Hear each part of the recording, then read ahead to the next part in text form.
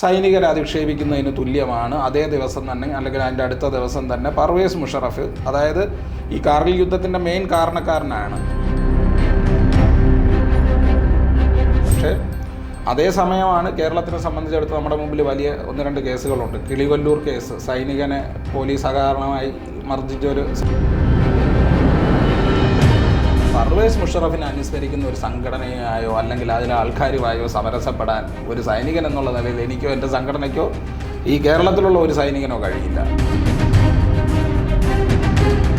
നമസ്കാരം. ഇന്ന് കേരളത്തിലെ നമ്മുടെ മലയാളികളെയും ഇന്ത്യക്കാരെയും മൊത്തം കണ്ണീരിലാഴ്ത്തിയ ഒരു വലിയ ദുരന്തമാണ് വയനാട്ടിലുണ്ടായിരിക്കുന്നത്.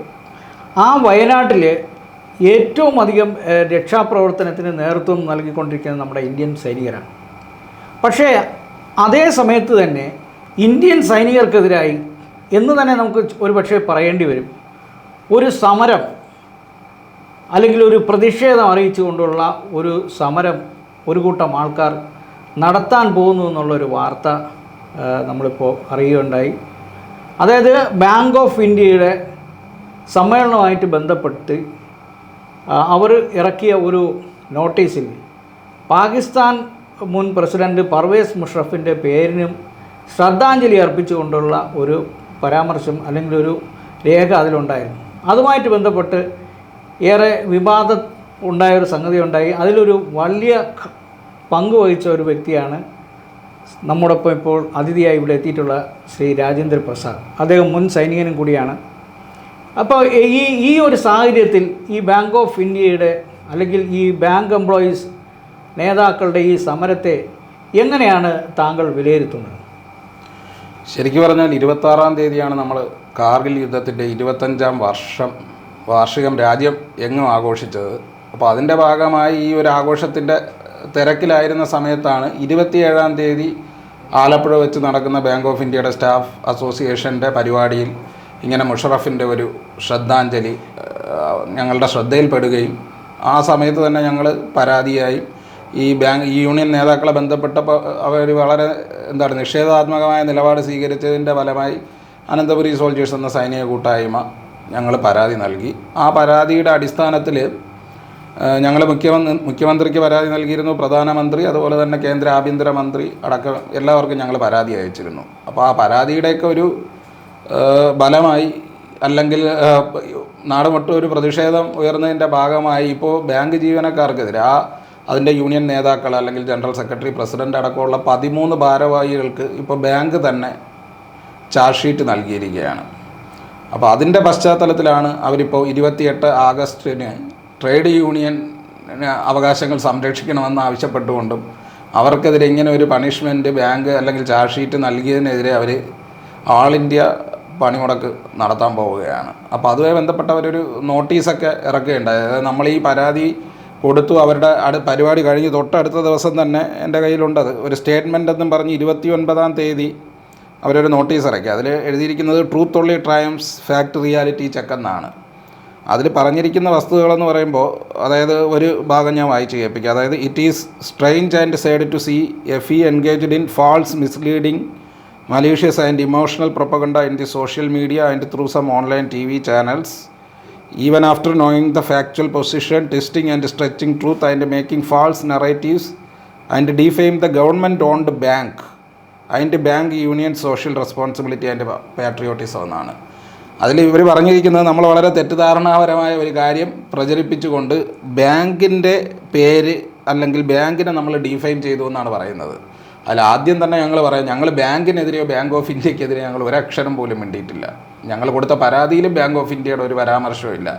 ഞങ്ങൾ എതിർത്തത് ബാങ്ക് ഓഫ് ഇന്ത്യയിലെ ഒരു സ്റ്റാഫ് അസോസിയേഷൻ നടത്തുന്ന പരിപാടിയിൽ 25-ാം വർഷം ആഘോഷിക്കുന്ന കാർഗിൽ യുദ്ധത്തിൻ്റെ സ്മരണയിൽ ഞങ്ങളിരിക്കുന്ന സമയത്ത് സൈനികരെ അധിക്ഷേപിക്കുന്നതിന് തുല്യമാണ്. അതേ ദിവസം തന്നെ അല്ലെങ്കിൽ അതിൻ്റെ അടുത്ത ദിവസം തന്നെ പർവേസ് മുഷറഫ്, അതായത് ഈ കാർഗിൽ യുദ്ധത്തിൻ്റെ മെയിൻ കാരണക്കാരനാണ്.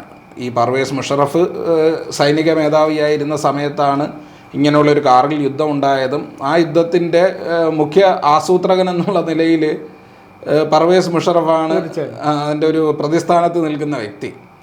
പ്രത്യേകിച്ച് അന്നുള്ള ഒരു ഗവൺമെൻറ്, എനിക്ക് തോന്നുന്നു പാകിസ്ഥാൻ ഗവൺമെൻറ്റുമായിട്ടൊക്കെ ഈ പീപ്പിൾ ടു പീപ്പിൾ കോൺടാക്റ്റ് എന്ന് പറഞ്ഞ് ബസ് സർവീസ് അല്ലെങ്കിൽ ക്രിക്കറ്റ് മാച്ചസ് ഇതൊക്കെ വെച്ച് ബന്ധഭൂഷണമാക്കാൻ ഇരുന്ന ഒരു സമയത്താണ് ഇവർ ഈ പറഞ്ഞ ഒരു നുഴഞ്ഞുകയറ്റ ശ്രമം ഉണ്ടായതും. അപ്പോൾ അതിൽ പ്രതിസ്ഥാനത്തേക്കുന്ന ആളാണ് പർവേസ് മുഷറഫ്. അപ്പം അദ്ദേഹത്തിനെ ആദരിക്കുക എന്ന് പറഞ്ഞു കഴിഞ്ഞാൽ ഞങ്ങളുടെ 527 പട്ടാളക്കാരാണ് ആ യുദ്ധത്തിൽ വീരമൃത്യു വരിച്ചത്. അപ്പോൾ ആ വീരമൃത്യു വരിച്ച സൈനികരെ അപമാനിക്കുന്നതിന് തുല്യമാണ് എന്ന് തോന്നിയത് കൊണ്ടാണ് നമ്മൾ പരാതി കൊടുത്തത്. അല്ല, ഞങ്ങൾ ബാങ്കിനെതിരെ ഒന്നും പറഞ്ഞിട്ടില്ല. അതിൽ ഒരു വിഭാഗം ആൾക്കാർ ആസൂത്രിതമായി ചെയ്യുന്ന കാര്യത്തെ നമ്മൾ എതിർക്കുകയാണ് ചെയ്തത്.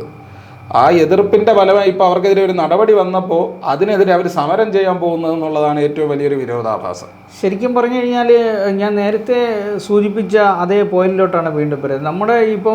നമ്മുടെ സൈനികർ ഇപ്പോഴും വയനാട്ടിൽ നമ്മൾ ഈ വാർത്ത നമ്മളിവിടെ ചർച്ചയാക്കുമ്പോൾ ഇപ്പോഴും വയനാട്ടിൽ നമ്മുടെ സൈനികർ രാവും പകലുമില്ലാതെ ബെയിലി പാലം ഉൾപ്പെടെയുള്ള പണിത് നമ്മുടെ ആൾക്കാരെല്ലാം രക്ഷപ്പെടുത്തിക്കൊണ്ടിരിക്കുകയാണ്. അപ്പോൾ അതിനിടയിൽ തന്നെയാണ് ഇത്തരത്തിലൊരു സമരം വരുന്നതിനെക്കുറിച്ച് എന്താണ് താങ്കളുടെ ഒരു അഭിപ്രായം? അല്ല, അത് ഞാൻ മുമ്പ് പല പരിപാടികളിൽ പങ്കെടുത്തപ്പോഴും പറഞ്ഞ കാര്യമാണ്. കേരളീയരെ സംബന്ധിച്ചിടത്തോളം സൈനികരുടെ സേവനങ്ങൾ വളരെ ആവശ്യമില്ലാത്ത ഒരു സമൂഹമാണ്. നമുക്കിവിടെ യുദ്ധമില്ല, തീവ്രവാദമില്ല. അങ്ങനെ തന്നെ ഇപ്പോൾ ഈ നാഷണൽ കലാമിറ്റീസ്, ഇപ്പോൾ ഈ ഡിസാസ്റ്ററൊക്കെ തന്നെ ഇപ്പോഴാണ് നമ്മൾ ഈ ഇത്രയും വലിയ രീതിയിലുള്ളൊരു ഭീകരമായ ഉരുൾപൊട്ടലോ അങ്ങനെയുള്ള എന്തെങ്കിലും പ്രകൃതി ദുരന്തങ്ങൾ ഇവിടെ സംഭവിക്കുന്നത്. അല്ലെങ്കിൽ ഇതിനു മുമ്പ് തന്നെ ആർമിയുടെ ശരിക്കുള്ള ഒരു സർവീസ് അനുഭവിക്കാത്ത ആൾക്കാരാണ് തീർച്ചയായും മലയാളികൾ. അപ്പം മലയാളികൾക്ക് പൊതുവിലൊരു അവർ സൃഷ്ടിക്കപ്പെട്ട ഒരു ധാരണയുണ്ട് നാട്ടിൽ വരുമ്പോൾ, അല്ലെങ്കിൽ പട്ടാളക്കാരെ പറ്റി. അതെ അതെ അതെ അല്ലാതെ അതിനപ്പുറത്തേക്ക് അവരെ ശരിക്കും എന്ന് പറഞ്ഞാൽ അവരെ സർവീസിനെ പറ്റി അറിയില്ല. അപ്പം വയനാട് ഇപ്പോൾ ചെയ്യുന്നതായാലും ഒരുപക്ഷെ ഈ ബെയിലി പാലമല്ല ഇപ്പം മാധ്യമങ്ങൾ ഒരു വാർത്തയാക്കി അല്ലെങ്കിൽ ചെയ്യുന്ന സേവനങ്ങളെയൊക്കെ വളരെ രീതിയിൽ പൊതുസമൂഹത്തിൻ്റെ ഇടയിൽ എത്തിക്കുന്നുണ്ട്. പക്ഷേ ആർമിക്കാരെ സംബന്ധിച്ചിടത്തോളം അത് അവരുടെ ഒരു ജോലിയുടെ ഭാഗം മാത്രമായി അവർ ചെയ്യുന്ന ഒരു കാര്യമാണ്. അത് ഇപ്പോൾ ടെററിസം ആയാലും ശരി, ഡിസാസ്റ്റർ ആയാലും ശരി, എന്തെങ്കിലും നമ്മുടെ നാടിന് ആവശ്യമുള്ളപ്പോൾ ഒരു പരാതികളുമില്ലാതെ തീർച്ചയായിട്ടും 24 മണിക്കൂറും നിങ്ങൾ കണ്ടില്ലേ, വെറും 36 മണിക്കൂർ കൊണ്ടാണ് ബെയിലി പാലം ഇപ്പോൾ അവിടെ വയനാട്ടിൽ സജ്ജമാക്കിയത്. അതുപോലെയുള്ള സേവനങ്ങളിൽ ഏർപ്പെടുക എന്നുള്ളത് ഒരു സൈനികനെ സംബന്ധിച്ചിടത്തോളം അയാളുടെ ഡ്യൂട്ടിയാണ്. ആ ഡ്യൂട്ടി ചെയ്യുന്നതെന്നേ ഉള്ളൂ. അതിനിടയ്ക്ക് ഇങ്ങനെയൊക്കെയുള്ള കാര്യങ്ങൾ സംഭവിക്കുമ്പോൾ നമുക്ക് ദുഃഖമുണ്ട്, ദുഃഖത്തിൽ കൂടുതൽ പ്രതിഷേധമുണ്ട്. അപ്പം ഇങ്ങനെയുള്ള കാര്യങ്ങൾ പ്രോത്സാഹിപ്പിക്കപ്പെടാതിരിക്കുക എന്നുള്ളതിൻ്റെ ഉദ്ദേശത്തിൽ തന്നെയാണ് ഞങ്ങൾ പരാതിയായിട്ട് പോയത്. അല്ലാതെ ഇതിനകത്ത് ഞങ്ങൾ ഉദ്ദേശിക്കുന്ന രീതിയിലുള്ള ഒരു ഗൂഢാലോചനയോ, അല്ലെങ്കിൽ ഞാൻ തന്നെ അതിലെനിക്ക് പറയാനുള്ളത്, ഇവർ പറയുന്നത് നമ്മൾ മിസ്ലീഡ് ചെയ്തു, അല്ലെങ്കിൽ നമ്മൾ ഏതോ ഒരു അവരുടെ തന്നെ ഒരു ഗ്രൂപ്പിൽ ഇതിനെ മോർഫ് ചെയ്തു എന്നൊക്കെ പറഞ്ഞു കണ്ടു. അങ്ങനെയൊക്കെ ഉണ്ടെങ്കിൽ ഇവിടെ ഒരു നിയമ സംവിധാനം ഉണ്ടല്ലോ, അവർക്ക് നമുക്കെതിരെ പരാതിപ്പെടാൻ പറ്റും. അങ്ങനെയൊക്കെ ഉണ്ട്. പക്ഷെ അതിനൊന്നും അവർ മുതിരാതെ അവർ 28-ാം തീയതി അഖിലേന്ത്യാ പണിമുടക്ക് നടത്തി ബാങ്ക് ഓഫ് ഇന്ത്യയെ പ്രതിരോധിക്കാൻ നോക്കുന്നത് എന്ന് പറഞ്ഞാൽ കാര്യങ്ങൾ കൂടുതൽ സങ്കീർണമാക്കുകയുള്ളൂ. കാരണം ഞങ്ങൾ കൊടുത്ത പരാതി ഇതിപ്പോൾ ബാങ്കായിട്ട് എടുത്ത നടപടി എന്നാണ് അറിയുന്നത്. നമ്മൾ കേന്ദ്ര ആഭ്യന്തരമന്ത്രിക്കും അതുപോലെ തന്നെ റിസർവ് ബാങ്ക് ഗവർണറിനടക്കം നമ്മൾ പരാതി കൊടുത്തിട്ടുണ്ട്. അതുമാത്രമല്ല, നമ്മുടെ സൈനികരെ സാധാരണയായിട്ട് ഇപ്പോൾ ഇതുപോലെ നാച്ചുറൽ കലാമിറ്റിയോ അല്ലെങ്കിൽ നമ്മൾ സൈനികരെ പറ്റി നല്ലത് പറയണമെങ്കിൽ ഏതെങ്കിലും ഒരു ബാബു മല കയറുകയോ, അതല്ലെങ്കിൽ ഈ പറഞ്ഞില്ലേ ഏതെങ്കിലും ഒരു ഈ കാർഗിൽ വിജയ ദിവസം അങ്ങനെ എന്തെങ്കിലും സ്പെഷ്യൽ ഒക്കേഷൻ വരുമ്പോഴാണ് സാധാരണ മീഡിയ ആയാലും ശരി തന്നെ പൊതുസമൂഹമായാലും ആർമിയെക്കുറിച്ച് എന്തെങ്കിലും ഒരു ഇങ്ങനെയൊക്കെയുള്ള ഒരു പോസിറ്റീവായിട്ടുള്ള ഒരു പരാമർശം വരാറ്. പക്ഷേ അതേ സമയമാണ് കേരളത്തിനെ സംബന്ധിച്ചിടത്തോളം നമ്മുടെ മുമ്പിൽ വലിയ 1-2 കേസുകളുണ്ട്. കിളികൊല്ലൂർ കേസ്, സൈനികനെ പോലീസ് അകാരണമായി മർദ്ദിച്ചൊരു സംഭവങ്ങളുണ്ട്. അങ്ങനെ പല പോലീസ് അട്രോസിറ്റികളുണ്ട് ഇവിടെ സൈനികർക്ക് മേൽ. അല്ലാതെ തന്നെ അവർ നേരിടുന്ന ഒരുപാട് പ്രശ്നങ്ങൾ. അല്ല, അവിടെയാണ് വീണ്ടും എൻ്റെ ഒരു ഇടപെടൽ. അതായത് ഈ നമ്മുടെ പൊതുസമൂഹം സൃഷ്ടിച്ചു വെച്ച ഒരു രൂപരേഖയുണ്ട്. നമ്മൾ നേരത്തെ പറഞ്ഞ ഈ ആർമിക്കാരെ കുറിച്ച് അല്ലെങ്കിൽ ഡിഫൻസിലുള്ള ജീവനക്കാരെ കുറിച്ച് നമ്മൾ നേരത്തെ പറഞ്ഞിട്ടുള്ളവരെ ആർമിയുടെ സേവനം എന്താണെന്ന് പോലും നമ്മൾ ആരും അനുഭവിക്കേണ്ട ഒരു സാഹചര്യം ഉണ്ടായിട്ടില്ല. നേരത്തെ യുദ്ധമോ മറ്റ് കെടുതികളോ ഒന്നും നമ്മുടെ നാട്ടിൽ ഉണ്ടായിട്ടില്ല. അതുകൊണ്ട് തന്നെ ഇത് പല ഘട്ടങ്ങളിലും ഈ ഉത്തരേന്ത്യയിലും അല്ലെങ്കിൽ നമ്മുടെ വടക്ക് കിഴക്കൻ സംസ്ഥാനങ്ങളിലും കാശ്മീരിലും ഒക്കെ നടക്കുന്ന സംഭവങ്ങളെ വളരെ ലഘൂകരിച്ചാണ് നമ്മുടെ കേരളത്തിലുള്ളവർ കാണാറുള്ളത്. കാര്യം നമ്മൾ ഇതിൻ്റെ ഒരു തീവ്രത അനുഭവിച്ചിട്ടുള്ള ആൾക്കാരല്ല. അപ്പോൾ ഇത്തരത്തിലുള്ള ഈ തുടർച്ചയായി ഈ സൈനികർക്കെതിരെ ഉണ്ടാകുന്ന ഈ അവഹേളനങ്ങളും പരിഹാസങ്ങൾക്കും എല്ലാം നമുക്കറിയാം. താങ്കളുടെ ഒരു സംഘടനയുണ്ട്, അനന്തപുരി സോൾജിയേഴ്സ് ഫോറം അല്ലേ? അപ്പോൾ ഈ താങ്കളുടെ ഈ സംഘടനയുടെ പ്രവർത്തന രീതികൾ എന്തൊക്കെയാണ്? എന്തൊക്കെ പരിപാടികളാണ്? എനിക്ക് പറഞ്ഞാൽ ഞങ്ങൾ ഈ 2019 സെപ്റ്റംബറിലാണ് ഞാൻ റിട്ടയർ ആയത്. 17 വർഷത്തെ സൈനിക സേവനം കഴിഞ്ഞിങ്ങനെ സമാന മനസ്കരായ ഒരുപാട് ആൾക്കാർ നാട്ടിൽ ഒരേ സമയം എത്തിയപ്പോഴാണ്, നിങ്ങൾക്കറിയാം നമ്മുടെ കോവിഡൊക്കെ ഇവിടെ അതിൻ്റെ ഒരു ആദ്യത്തെ ഒരു first wave of Covid start ചെയ്യുന്നത്. അപ്പോൾ ഞങ്ങളിങ്ങനെ ഇരുന്ന് ആലോചിച്ചു, ഞങ്ങൾ എന്തായാലും സർവീസ് ചെയ്ത് വന്ന ആൾക്കാരാണല്ലോ, എന്തെങ്കിലും സോഷ്യലി കമ്മിറ്റഡായി ചെയ്യണമെന്നുള്ളൊരു ഉദ്ദേശത്തിലാണ് ഞങ്ങളൊരു വാട്സപ്പ് ഗ്രൂപ്പായിട്ട് തുടങ്ങിയത്. അത് പിന്നെ എക്സ്പാൻഡായ ഒരു സംഘടനയായി മാറുകയായിരുന്നു. അപ്പോൾ നമ്മൾ ജീവകാരുണ്യ പ്രവർത്തനങ്ങൾ ചെയ്യുന്നുണ്ട്. നമുക്ക് സ്വന്തമായ ഒരു ആംബുലൻസ് ഉണ്ട്. അതുപോലെ തന്നെ ക്യാൻസർ രോഗികൾക്കൊക്കെ മാസം ഞങ്ങൾ തന്നെ കൊടുക്കുന്നുണ്ട്, സഹായങ്ങൾ നൽകുന്നുണ്ട്. ഏതാണ്ട് 1000-ഓളം അംഗങ്ങളുള്ള ഒരു വിമുക്ത ഭടന്മാരുടെ സംഘടനയാണ് അനന്തപുരി സോൾജേഴ്സ്. അതേപോലെ ഈ ചാരിറ്റി ചെയ്യുന്നതോടൊപ്പം തന്നെ നമ്മുടെ ഒരു പ്രവർത്തന മേഖല എന്ന് പറഞ്ഞു കഴിഞ്ഞാൽ വിമുക്ത ഭടന്മാരുടെ സൈനികരുടെയൊക്കെ ക്ഷേമം തന്നെയാണ്. പ്രത്യേകിച്ച് സൈനികർക്ക് നേരെ ഇങ്ങനെ ഉണ്ടാകുന്ന അതിക്രമങ്ങൾക്കെതിരെ പ്രതികരിക്കുക. അതുപോലെ തന്നെ ഇപ്പം സർക്കാർ ജോലികളിലായാലും കേരളം ഒരു സംസ്ഥാനമാണ് ഇതുവരെ എക്സ് സർവീസുകാർക്കായിട്ടൊരു റിസർവേഷൻ ഇല്ലാത്തത് PSC പരീക്ഷകളിൽ. ഇപ്പോൾ മറ്റു പല ഉത്തരേന്ത്യൻ സംസ്ഥാനങ്ങൾ നമ്മൾ നോക്കുകയാണെങ്കിൽ സംസ്ഥാന സർക്കാരിൻ്റെ ജോലികളിലെല്ലാം 10% സംവരണം നമ്മുടെ വിമുക്ത ഭടന്മാർക്കായിട്ട് മാറ്റിവെച്ചിട്ടുണ്ട്. അതുപോലെ കേന്ദ്ര സർക്കാരിൻ്റെ ജോലികളിലും 10% സംവരണം മാറ്റിവെച്ചിട്ടുണ്ട്. പക്ഷേ കേരളത്തിൽ അങ്ങനെ ഒരു സംവരണ വ്യവസ്ഥ ഇല്ല. ഉണ്ട്, അതായത് സൈനികക്ഷേമ വകുപ്പ്, അതുപോലെ തന്നെ NCC തുടങ്ങിയ ഡിപ്പാർട്ട്മെൻറ്റിൻ്റെ തസ്തികകളിൽ മാത്രമാണ് എക്സ് സർവീസുകാർക്ക് മാത്രമായിട്ട് പരീക്ഷ നടത്തുന്നത്. അല്ലെങ്കിൽ സെക്രട്ടേറിയറ്റ് ഗാർഡ്, ഇങ്ങനെ വളരെ പരിമിതപ്പെട്ട പോസ്റ്റുകളിലേക്കാണ് ഈ വേക്കൻസി അല്ലെങ്കിൽ റിസർവേഷനായിട്ട് മാറ്റി വെച്ചിട്ടുള്ളത്. അങ്ങനെ തൊഴിൽപരമായ പല പ്രശ്നങ്ങളുണ്ട്. അതുപോലെ തന്നെ തൊഴിൽ സ്ഥലങ്ങളിൽ പല പ്രശ്നങ്ങളുണ്ട്. അതായത് ഇപ്പോൾ സെക്യൂരിറ്റി ജോലി ചെയ്യുന്ന ഒരാൾക്കാണെങ്കിൽ കൂടിയും, അത് സർക്കാർ ഓൺഡ് സ്ഥാപനമാണെങ്കിൽ കൂടിയും അവർക്ക് കൃത്യമായി വേതനം കിട്ടാത്ത സ്ഥലങ്ങളുണ്ട്, അല്ലെങ്കിൽ അവരുടെ അവകാശങ്ങൾ സംരക്ഷിക്കപ്പെടാത്ത സ്ഥലങ്ങളുണ്ട്. അതുപോലെ തന്നെ വിധവകളായ ആൾക്കാരുടെയൊക്കെ പെൻഷൻ സംബന്ധമായ വിഷയങ്ങളുണ്ട്.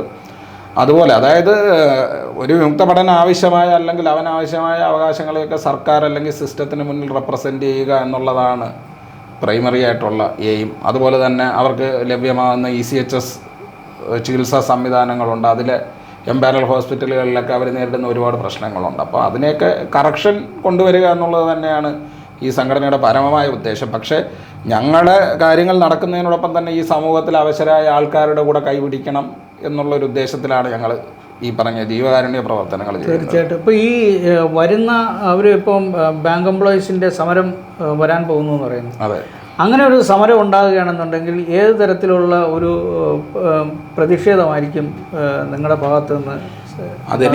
എനിക്കതിൽ 1-2 കാര്യങ്ങൾ ഒരു തമാശയാകാനാണ് അത് സാധ്യത. കാരണം അവർക്കെതിരെ ചാർജ് ഷീറ്റ് കൊടുത്തിട്ട് 28 ആഗസ്റ്റ് വരെ അവർ സമരം ചെയ്യാൻ എന്തിന് വെയിറ്റ് ചെയ്യുന്നു എന്നാണ്. 28-ാം തീയതി വരെ മുമ്പ് ഈ ചാർജ് ഷീറ്റ് എങ്ങനെയെങ്കിലും പിൻവലിക്കപ്പെടുകയാണെങ്കിൽ അതിൽ നിന്ന് ശ്രമം എന്തായാലും അവർ നടത്തുമല്ലോ. അതിനെപ്പറ്റിയൊന്നും ഞങ്ങൾക്ക് അറിയില്ല. ഞങ്ങൾ തന്നെ അവർക്ക് ചാർജ് ഷീറ്റ് കിട്ടിയ കാര്യം അറിയുന്നത് അവരുടെ നോട്ടീസിൽ നിന്നാണ്. അവർ ഈ സമരത്തിൻ്റെ നോട്ടീസിൽ ഇറങ്ങിയപ്പോഴാണ് നമ്മുടെ ജീവനക്കാർക്ക് 13 പേർക്ക് ഇങ്ങനെ ചാർജ് ഷീറ്റ് കൊടുത്ത കാര്യവും പിന്നെ അതിൽ തന്നെ ജോലി ചെയ്യുന്ന ചില വിമുക്ത ഭടന്മാരുണ്ട്, അവർ പറഞ്ഞാണ് നമ്മൾ അറിയുന്നത് ഇങ്ങനെ ഇവർക്ക് ചാർജ് ഷീറ്റ് തന്നെ ഇഷ്യൂ ചെയ്തു എന്നുള്ള കാര്യം. അപ്പോൾ എനിക്കിതൊരു സമ്മർദ്ദ തന്ത്രമായിട്ടാണ് ശരിക്കും പറഞ്ഞാൽ തോന്നുന്നത്. കാരണം ഇത് മാനേജ്മെൻറ്റിനെ ആൾ ഇന്ത്യ പണിമുടക്ക് നടത്തി സമ്മർദ്ദപ്പെടുത്തി ഈ തീരുമാനത്തിൽ നിന്നും പിന്നോട്ട് കൊണ്ടുപോകാം എന്നുള്ളൊരു ദുരുദ്ദേശമായിരിക്കും ഇതിൻ്റെ പിന്നിലുള്ളത്. പക്ഷേ അതല്ല, സമരം നടത്താനാണ് അവർ സമരം നടത്തുകയെങ്കിൽ ഞങ്ങൾ അതിൽ ഇടപെടുന്നതിൻ്റെ ഗ്രാവിറ്റിയും കൂടും. നമ്മൾ ആ ഒരു കംപ്ലൈൻറ്റ് സൈനികരെന്നുള്ള നിലയിൽ കാരണം നിയമയുദ്ധത്തിലേക്ക് പോകും തീർച്ചയായും. കാരണം എന്ന് പറഞ്ഞാൽ പർവേസ് മുഷറഫിനെ അനുസ്മരിക്കുന്ന ഒരു സംഘടനയായോ അല്ലെങ്കിൽ അതിലെ ആൾക്കാരുമായോ സമരസപ്പെടാൻ ഒരു സൈനികൻ എന്നുള്ള നിലയിൽ എനിക്കോ എൻ്റെ സംഘടനയ്ക്കോ ഈ കേരളത്തിലുള്ള ഒരു സൈനികനോ കഴിയില്ല. അപ്പം അതിനെ ഡൈല്യൂട്ട് ചെയ്യുന്ന എന്തെങ്കിലും കാര്യമുണ്ട്. ഇപ്പം ഈ പറഞ്ഞു നിങ്ങൾ വയനാട്ടിലടക്കമുള്ള സൈന്യത്തിൻ്റെ പ്രവർത്തനങ്ങൾ നമ്മൾ ഒന്നും ക്ലെയിം ചെയ്യുന്നില്ലല്ലോ. ഏതെങ്കിലും സൈനികൻ വന്ന് ഞങ്ങൾ ഇത്രയും സേവനം ചെയ്യുന്നു എന്ന് ഏതെങ്കിലും മീഡിയയിൽ പറഞ്ഞോ? അല്ലെങ്കിൽ അവരവരെ ജോലി ചെയ്യുന്നു, നിങ്ങൾ പോയി കവർ ചെയ്യുന്നു. അപ്പോൾ ഈ വയനാട്ടിലെ ദുരന്തമുഖത്ത് ബെയിലി പാലം നിർമ്മിക്കാൻ എത്തിയത് മലയാളിയായ ഒരു മേജർ ജനറലാണ്. അദ്ദേഹം തന്നെ ഇത് വളരെ വ്യക്തമായിട്ട് സൂചിപ്പിച്ചിട്ടുണ്ട്. സർക്കാർ ആവശ്യപ്പെടുന്നവരെ മാത്രമേ ഞങ്ങളിവിടെ തുടരുകയുള്ളൂ, അത് കഴിഞ്ഞാൽ ഞങ്ങൾ മടങ്ങും എന്ന് വളരെ വ്യക്തമായിട്ട് തന്നെ അദ്ദേഹം പറഞ്ഞിട്ടുണ്ട്. അപ്പോൾ താങ്കൾ ഈ നേരത്തെ പറഞ്ഞ വസ്തുതകളെ കൂട്ടിച്ചേർക്കുമ്പോൾ വളരെ കൃത്യമാണ് ആ കാര്യത്തിൽ. അതെ, അതായത് ഞാൻ പറഞ്ഞില്ലേ, അതായത് സൈനികരെ സംബന്ധിച്ചിടത്തോളം അവർക്കൊന്നും ടൈം ബൗണ്ട് അല്ല. അവിടെ ഒരു എക്സ്കവേഷനോ അല്ലെങ്കിൽ ആ ദുരന്ത ബാധിത പ്രദേശത്തിലെ പ്രവർത്തനങ്ങളിലല്ല. ഇപ്പോൾ ബെയിലി പാലം കഴിഞ്ഞിട്ട് തന്നെ അടുത്ത് ഈ ആൾക്കാരെ കണ്ടെത്തുന്നതിലും അല്ലെങ്കിൽ മറ്റു എല്ലാ കാര്യങ്ങളുമായിട്ട് അവിടെ തന്നെ ഉണ്ടാകും. എന്ന് വരെ ഈ ഗവൺമെന്റ് ആവശ്യപ്പെടുന്നു അന്ന് വരെ തീർച്ചയായിട്ടും അവിടെ സേവനം നടത്തും. അതിനൊന്നും ഒരു ക്ലെയിമും ഇല്ല. അവകാശപ്പെടില്ല. 24/7 അവരവിടെ ജോലി ചെയ്തുകൊണ്ടിരിക്കുകയാണ്. ഞാൻ പറഞ്ഞില്ല, അവരാരും വന്ന് ഒരു മീഡിയയുടെ മുമ്പിൽ ഞങ്ങൾ ഇത്ര ജോലി ചെയ്തെന്നോ അല്ലെങ്കിൽ ജോലിയുടെ അവകാശമോ ഇവരീ പറയുന്ന ട്രേഡ് യൂണിയൻ്റെ അവകാശങ്ങൾ സംരക്ഷണമൊന്നും അവർ പറയുന്നില്ലല്ലോ, അവരവരെ ജോലി ചെയ്യുന്നു സൈനികരെന്നുള്ള നിലയിൽ. പക്ഷെ അങ്ങനെ ഞാൻ പറയില്ല, അവർക്ക് നിങ്ങൾ ക്രെഡിറ്റ് കൊടുക്കുകയോ അല്ലെങ്കിൽ ആ ബഹുമാനം കൊടുക്കുകയോ ചെയ്യുന്നില്ലെങ്കിലും വേണ്ട, അങ്ങനെ ഒരു ക്ലെയിമും ഞങ്ങൾക്കാർക്കുമില്ല. പക്ഷേ എന്ത് ചെയ്യരുത്, അപമാനിക്കരുത്. തീർച്ചയായിട്ടും ഈ കാർഗിലിൻ്റെ 25 വർഷം നമ്മൾ ആഘോഷിക്കുന്ന ആ ഒരു സമയം തന്നെ ഇങ്ങനെയുള്ള ഒരു പരിപാടിയിൽ മുഷറഫിൻ്റെ പേര് വന്നത് യാദൃച്ഛികമായി എന്തായാലും നമുക്ക് തോന്നുന്നില്ല. അതിൽ വ്യക്തമായ ദുരുദ്ദേശമുണ്ട്. അങ്ങനെ അതിനുള്ളിൽ ആ പേര് ഉൾക്കൊള്ളിച്ചുകൊണ്ട് തന്നെ ആ പരിപാടിയിൽ അത് അവതരിപ്പിക്കുക എന്നുള്ളത് തന്നെയായിരുന്നു അവരുടെ പ്ലാന്. അത് പൊളിയാൻ കാരണം ഞങ്ങൾ അതിനു മുമ്പേ തന്നെ ഇത് ഞങ്ങളുടെ ശ്രദ്ധയിൽപ്പെടുകയും ഞങ്ങൾ പരാതിയുമായി. അതുപോലെ ഇത്രയും വലിയൊരു സമ്മേളനത്തിന് വേണ്ടി അടിക്കുന്ന നോട്ടീസ് സ്വാഭാവികമായിട്ടും ധാരാളം കമ്മിറ്റി അംഗങ്ങളെല്ലാം കാണും, അതിന് പ്രൂഫ് റീഡിംഗ് ഉണ്ടാവും. അപ്പോൾ അത്തരത്തിലൊരു പിഴവ് ആരുടെയും കണ്ണിൽപ്പെടാതെ പോയി എന്ന് പറയുന്നത് ഒരിക്കലും നമുക്ക് വിശ്വസിക്കാൻ കഴിയും? ഇല്ലില്ല, ഒരിക്കലും. ഞങ്ങളതിന് അവർ പിന്നെ വന്ന് അവർ ന്യായീകരിച്ചതൊക്കെ അങ്ങനെയാണ്. പക്ഷേ ഞങ്ങൾ ഒരിക്കലും അതിനങ്ങനെ കാണുന്നില്ല. അങ്ങനെയാണെങ്കിൽ ഞാൻ അവരെ വിളിച്ചല്ലോ. ഈ പരാതി എല്ലാം കൊടുക്കുന്നതിന് മുമ്പേ തന്നെ ഇതിൻ്റെ ബന്ധപ്പെട്ട ആളിനെ ഞാൻ വിളിച്ചായിരുന്നു ഫോണിൽ. വിളിച്ചപ്പോഴും പുള്ളി പറയുന്നതെന്ന് പറഞ്ഞാൽ അച്ചടിപ്പിശക് പറ്റിയതാണെന്ന് പുള്ളി പറഞ്ഞില്ല. പിന്നീട് വന്ന ഒരു മുഖ്യധാരാ മാധ്യമത്തിൽ അദ്ദേഹം പറയുന്നുണ്ട് പ്രസ്സിന് പറ്റിയ അച്ചടിപ്പിശകാണെന്നൊക്കെ. അപ്പോൾ അങ്ങനെയാണ് എങ്കിൽ നമ്മൾ ആദ്യം വിളിച്ചപ്പോൾ തന്നെ ആ കാര്യം നമ്മളോട് അയാൾ പറയണ്ടേ. അങ്ങനെയാണെങ്കിൽ ഈ ഒരു പരാതിക്ക് വഴിയൊരുക്കില്ലായിരുന്നു. ഞങ്ങൾക്കും തോന്നാം ഒരു പക്ഷേ എന്തോ ഇങ്ങനെ ഒരു ആക്സിഡൻ്റലി സംഭവിച്ചതാകാം, അത് ഡിലീറ്റ് ചെയ്ത് കഴിഞ്ഞാൽ ആ ഒരു ഇഷ്യൂ അങ്ങ് കഴിയും എന്നുള്ള രീതിയിൽ നമ്മൾ കഴിഞ്ഞില്ല. പക്ഷേ അവരന്ന് പറഞ്ഞത് എന്താണ്, ഇത് നമ്മുടെ പ്രവർത്തന റിപ്പോർട്ടാണ്, ആ പ്രവർത്തന റിപ്പോർട്ട് പാസ്സാക്കിയിട്ടില്ല, അത് പാസ്സാക്കുമ്പോൾ ആലോചിക്കുക എന്നുള്ള രീതിയിലുള്ള മറുപടിയാണ് അന്ന് ഈ പറഞ്ഞ ഇതിൻ്റെ ഈ യൂണിയൻ്റെ ഭാരവാഹികൾ തന്നെ പറഞ്ഞത്. അപ്പോഴാണ് മനസ്സിലായത് അത് ഇൻറ്റൻഷനലി അവർ ഇട്ട സാധനമാണ് എന്നുള്ളത് കൊണ്ട് അതിന് ഒരു നിയമപരമായി അതിനെ എതിർക്കുക എന്നുള്ള ഒരു വഴി ഞങ്ങൾ സ്വീകരിച്ചത് അതുകൊണ്ടാണ്.